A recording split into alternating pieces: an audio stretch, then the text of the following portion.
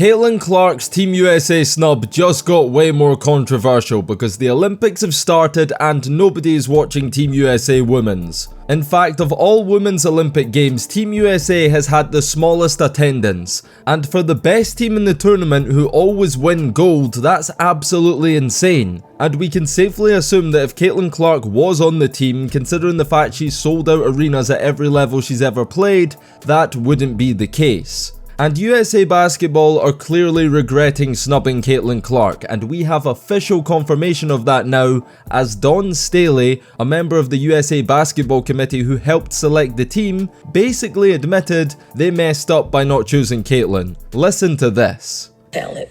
Caitlin is just a rookie in the WNBA. Wasn't playing bad, but wasn't playing like she's playing now. If we had to do it all over again, the way that she's playing, she would be in really high consideration of making the team. Now, Dawn Staley is a professional. She's PR trained, and as a member of the USA Basketball Committee, you have to read between the lines a little bit to understand what she's really saying. Because she can't come out and specifically say Clark should have made it, because if she does that, the next question is, ahead of who? And then she would be under pressure to say who Caitlin would have replaced on the current roster, which would then be throwing a current USA player under the bus and would cause a huge distraction and ultimately jeopardize their bottom line, which is to win gold. But she basically said that if they were to do it all over again, Caitlin Clark would be on the team, because she's playing head and shoulders above a lot of people obviously being players that were included on that USA roster. And Dawn Staley isn't wrong. Caitlin Clark was arguably the best player in the WNBA in the month of July, averaging 20.3 points and 14.6 assists per game. Those numbers are absolutely insane. And since being snubbed by USA Basketball, she has been on a tear. Fever coach Christy Sides wasn't lying when she revealed Clark told her that USA Basketball had woke up a monster by not choosing her, because these were the numbers Clark was averaging prior to the announcement, and these are the numbers since. Caitlin Clark in her rookie year has been on a revenge tour, defeating and outplaying several USA players in the WNBA, such as Diana Taurasi, Brittany Griner and Kalia Cooper. The Fever beat them twice. Clark had 20 points and 13 assists in one game, and then a near triple-double in the other. Against Brianna Stewart, Sabrina and the Liberty, she had a triple-double with 19 points, 13 assists and 12 rebounds. The Fever beat them too. She had 17 against the Lynx in a win defeating Collier and the USA Basketball coach. And then she beat the USA Basketball coach again when the WNBA team at All-Star Weekend defeated the USA Basketball team. Caitlin Clark has beaten them all, some on multiple occasions, and at this point there is no denying that Caitlin Clark is already one of the best players in the WNBA. She leads the entire league in assists. She's clearly the best passer, it won't be long until she's the best shooter, she's rewriting the record book, every other game she breaks records, and you would think that in a star-studded team with so many talented players, you would choose the best passer who can find the other stars and get them easy looks and involved in the game. Now, it would be disingenuous to ignore the fact that the USA roster was announced prior to Caitlin's dominant stretch, and she has improved a lot since then. But then again, every other country at the Olympics didn't officially announce their team until July. USA did it at the beginning of June, which was earlier than any other country and doesn't make any sense because if you're choosing a team based on the current WNBA season, why would you announce it so early, where players have only had a few games to show what they can do? Surely you'd want to wait and see who's performing the best and select the best players based on a larger sample size. But listen, Dawn Staley isn't the problem here. I actually respect that she came out and admitted it, and in fairness to her, she's always showed and supported Caitlin, and after her team USC defeated Iowa in the national championship game back in April, when she could have easily made it all about her and her team who just won the title, she still made time to show her appreciation to Clark. Which brings me to the main person I believe is responsible for Clark's exclusion, and that's the person who tries to deflect any accountability in the decision-making process, despite clearly feeling some type of way about what we call the Caitlin Clark effect. And that's head coach Cheryl Reeve. She is somebody who does not like the fact that Caitlin gets as much attention as she does. Earlier in the season, she called out the WNBA for their Caitlin Clark-centered coverage and not promoting other WNBA games on League Pass. and since then, she has given some eye-opening answers whenever asked about the situation. Right here ahead of the Lynx game with the Fever, Reeve was asked about Clark's exclusion and she said, quote, "Why the hell would I answer a national team question? I'm wearing the Lynx, and I'm the head coach of the national team, but I'm not the chair of committee. Anybody want to venture into anything else?" And then again after the WNBA All-Star game when Clark broke the record for most assists for a rookie, she was asked if she had any regrets about Clark not being selected, and said this. Any second guessing here about not having Clark on the Olympic team? From me? No. And then again when asked about the fans in Paris rooting for other teams because of the decision to snub Clark, she said this. There's going to be a lot of people cheering for that other side. I mean, I don't get two shits. Now I find these responses to be alarming because usually when a media trained head coach is asked these kind of questions, they make sure to give a correct PR answer, where they show some kind of support and appreciation, maybe acknowledge how great said player is, but at the same time give reassurance that they are confident with the decision they made. That's all Cheryl Reeve had to do, but she chose to do the complete opposite. She straight up in this case said no, without elaborating or giving any explanation. She doesn't go into detail, she just shuts it down as if it's a question not worth answering. And she does this while at the same time not taking any responsibility and acting as if as the head coach of the national team, she had no input whatsoever as to who was selected.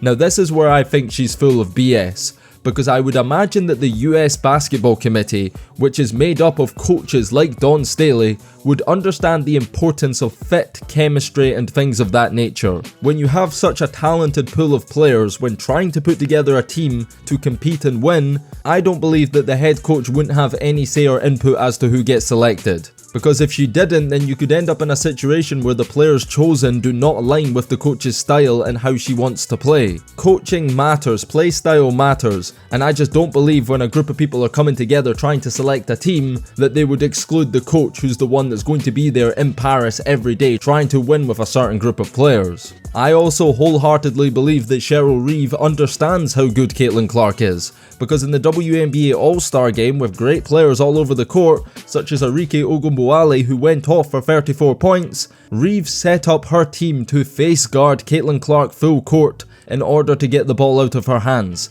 That's why she only had 4 points and a near WNBA record in assists, because Team USA's entire game plan was to get the ball out of her hands.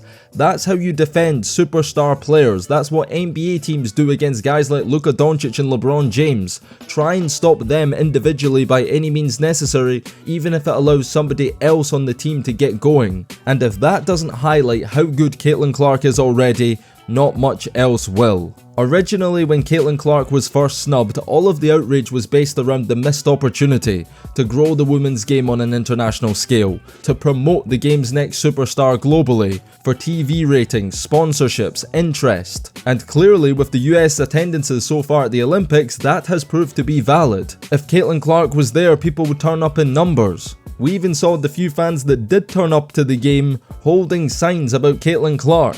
And the USA Basketball Committee are really feeling it now because they're realizing that Caitlin deserves to be there on merit. There are not 12 players in the WNBA better than her right now.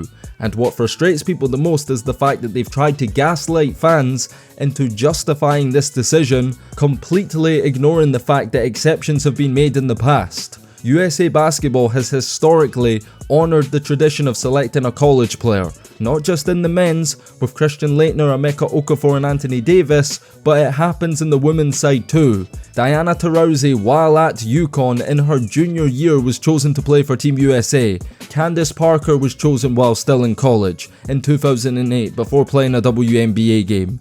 And the best example was when Breanna Stewart, before playing a WNBA game out of UConn, was chosen to play at the Olympics in 2016 ahead of Nneka Ogwumike, who was MVP of the WNBA that year, despite the fact that Nneka was already a regular with Team USA, having attended all the tryouts and having played for them at the 2014 FIBA World Cup. A college player was chosen instead. So every excuse they have came up with for excluding Clark has been incredibly weak and reeks of hypocrisy. Understand that choosing Breanna over Nneka in 2016 would be the equivalent of choosing Caitlin Clark over A'ja Wilson today. If USA Basketball can justify snubbing the league's best player for a college player, then they could have definitely justified putting Caitlin Clark, the best college player, an all-star and #1 pick, most popular women's basketball player ever, on the team ahead of some of those other players that got selected. The truth is, she wasn't selected because Cheryl Reeve and a lot of other people are jealous of Caitlin, and that's because she's been able to accomplish everything they've been striving to do for years. And she did it just by being herself and being really good at basketball. And that clearly bothers a lot of people across the WNBA, the likes of Taurasi. We could compile several clips of her saying negative things about Caitlin. Same goes for Breanna Stewart. They feel like they were just as good as Caitlin at the same age, and feel some type of way because she's getting all the credit, hype and buzz, whereas nobody really cared about them. And evidently, based on the attendances we're seeing in Paris, nobody really cares about them now either. Team USA dominate Olympic basketball more so on the women's side than they do in the men's. The world hasn't caught up in the women's game. It's very much the best WNBA players are from the United States. So they have the luxury of snubbing Nneka, the MVP, and choosing Breanna Stewart, and nobody is going to care or talk about it because they win gold every time anyway. So taking Caitlin Clark to Paris wouldn't suddenly weaken Team USA. They'd still be clear favourites, even if she wasn't as good as she is now. But the fact she is as good as she is makes it even more silly. And I think passing up on her actually puts more pressure on the team, because such a large part of the WNBA and women's basketball fan base is because of Caitlin. That's why we're seeing record viewership, record attendances, record everything. It's because of her. So now people want Team USA to lose without her, and that negativity, especially from those you expect to support you, can negatively affect team morale and be disruptive. And I promise you one thing, although I expect them to win, if Team USA don't win gold, the backlash and scrutiny is going to be insane, because Caitlin Clark is going to come back even better after the restart. Not being selected for Team USA in a lot of ways was a blessing for her. She's been non-stop playing basketball from the beginning of her senior year at Iowa, straight into the WNBA until now.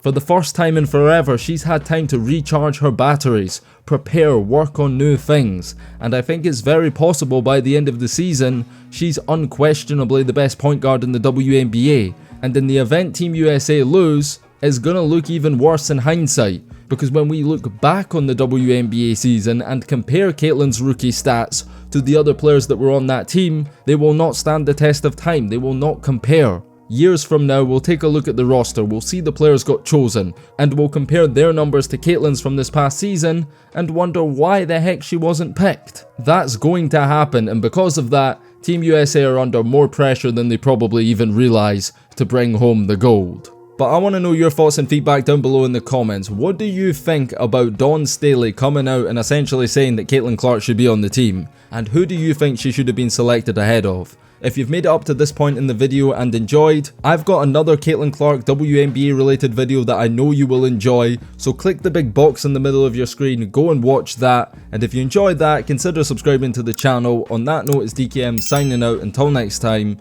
and peace.